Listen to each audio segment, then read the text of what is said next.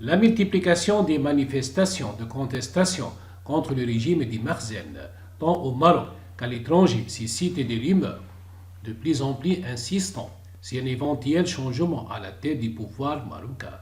Il y a d'abord la gravité réelle, aussi posée, de la maladie du roi, que l'on aperçoit de plus en plus affaiblie à chacune de ses rares apparitions en public. Et la situation sociopolitique qui prévaut au Maroc, la cherté de la vie, les relations tendues avec les voisins, Espagne et Algérie, mais surtout le rejet de la normalisation et le renforcement effréné des relations géostratégiques avec le gouvernement sioniste qui risque de déstabiliser la région. La succession s'est désormais invitée à la table des Marocains qui ont commencé à s'interroger discrètement par crainte d'être épinglés par les services de renseignement sur l'avenir du règne de Mohamed VI. Et ce n'est certainement par le directeur de l'hebdomadaire arabophone Al-Mikal qui dira le contraire. En 2009, il avait déjà été emprisonné pour avoir publié un dossier sur la maladie des souverains. Depuis, il est devenu patron d'une chaîne de télévision digitale, une véritable machine à buzz au service du pouvoir. C'est dire toute la sensibilité qui entoure la santé du roi. Une question publiquement taboue qui continue de déchaîner les passions et nourrir les scénarios les plus extravagants. Par le passé, la succession au sultan alaouite relevait d'une tradition mythique presque archaïque. Elle se limitait à une réunion dans la grande mosquée de Fès en présence des olémas qui approuvaient l'acte d'allégeance. Aujourd'hui, elle est devenue une entreprise sophistiquée visant à pérenniser le pouvoir absolu de l'ombre de Dieu sur terre.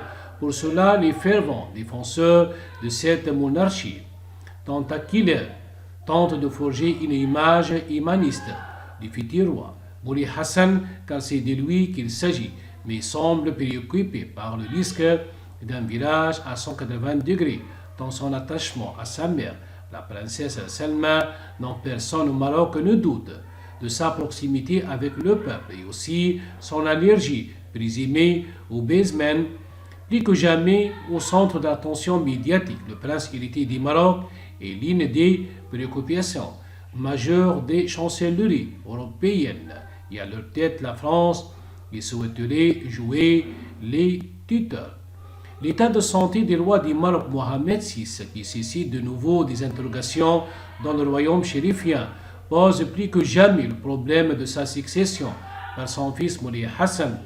Le souci majeur du régime, c'est qu'en cas de disparition du roi, avant que son successeur atteigne la majorité, ce dernier puisse avoir la détermination d'un homme de pouvoir disposé à affronter ses adversaires pour défendre la monarchie, en attendant qu'il devienne chef suprême des forces armées royales femmes. Comme le prévoit l'article 53 de la Constitution, le prince héritier a été initié au maintenant des armes légères et aux dispositifs sécuritaires à suivre lors de ses déplacements, seul ou en compagnie de son père. Plusieurs voix marocaines s'interrogent aujourd'hui l'état de santé réel de leur roi, et d'autres sont allées jusqu'à se demander s'il pourrait tenir jusqu'à l'arrivée du prince héritier à la majorité pour être couronné.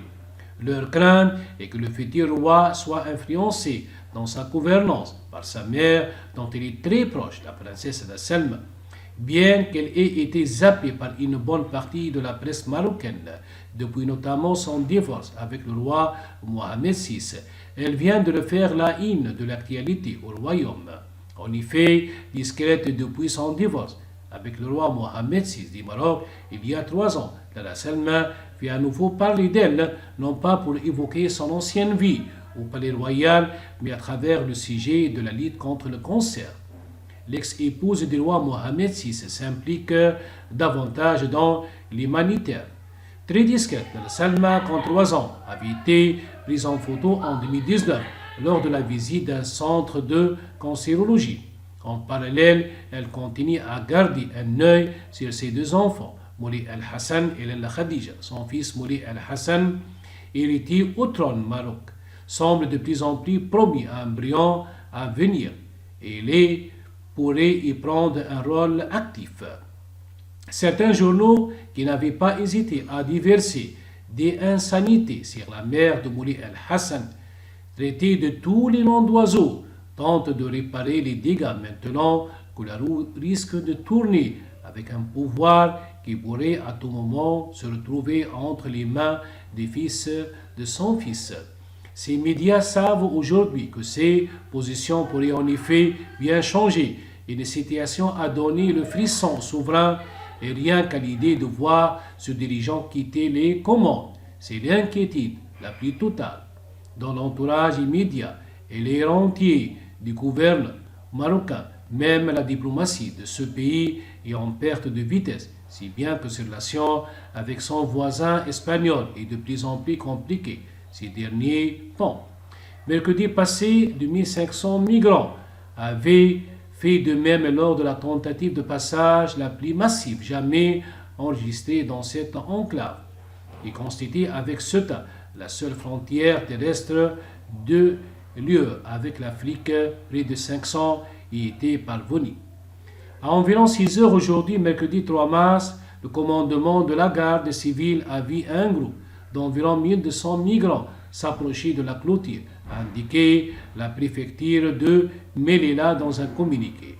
Après avoir débordé sans problème les forces de sécurité marocaines, ils ont commencé vers 7h25, 6h25 GMT, à franchir la clôture, lançant des pierres, utilisant des crochets et des bâtons contre les forces de sécurité, a-t-elle ajouté.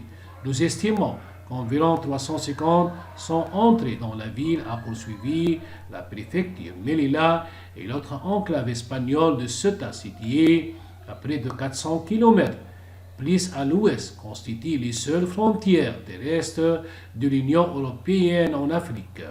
Pour cette raison, elles font régulièrement l'objet de tentatives d'entrée de la part de migrants clandestins cherchant à rejoindre l'Europe pour fuir la guerre ou la pauvreté après avoir traversé une partie de l'Afrique jusqu'au Maroc.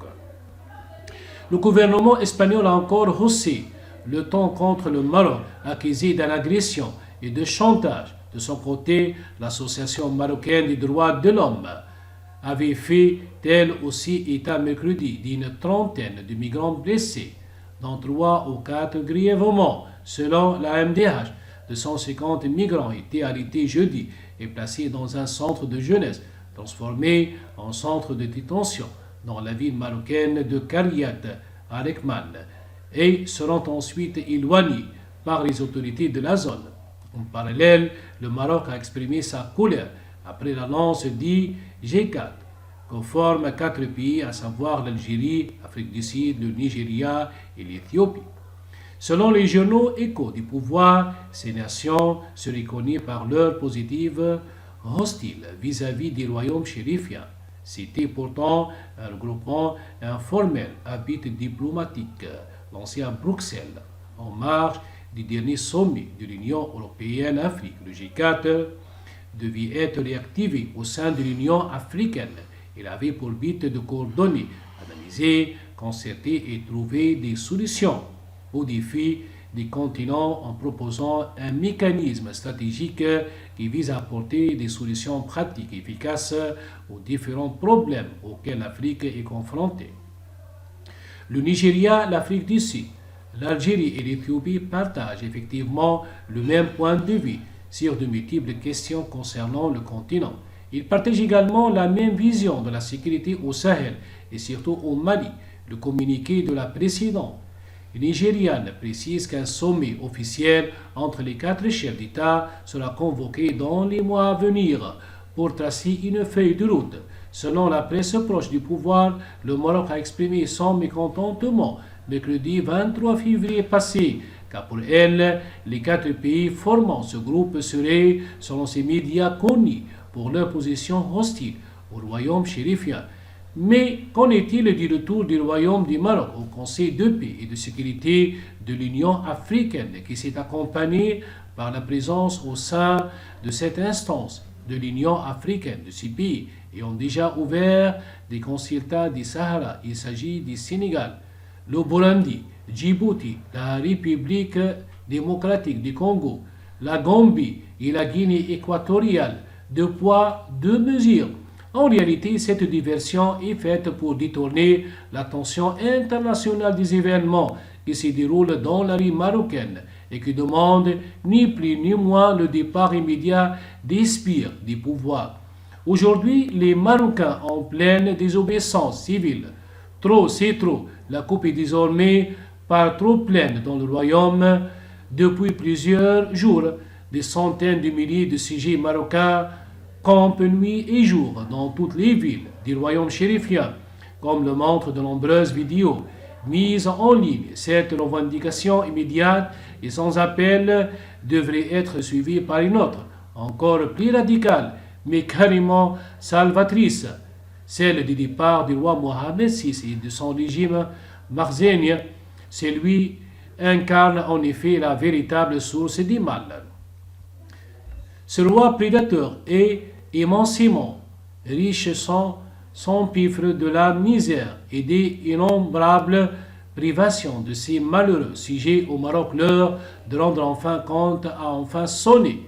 Ceux qui s'attendaient, à juste titre, il faut le dire, à un soulèvement massif contre la trahison par Mohamed, les commandeurs des croyants sikhs de la cause palestinienne, étaient sans doute loin de se douter que c'est la situation sociale désormais intenable qui allait jouer le rôle de détonateur final. Dimanche 3 mars, plusieurs centaines de Marocains se sont rassemblés sur le parvis des droits de l'homme, place du Trocadéro à Paris, pour dénoncer les agissements d'un roi prédateur contre une population victime expiatoire.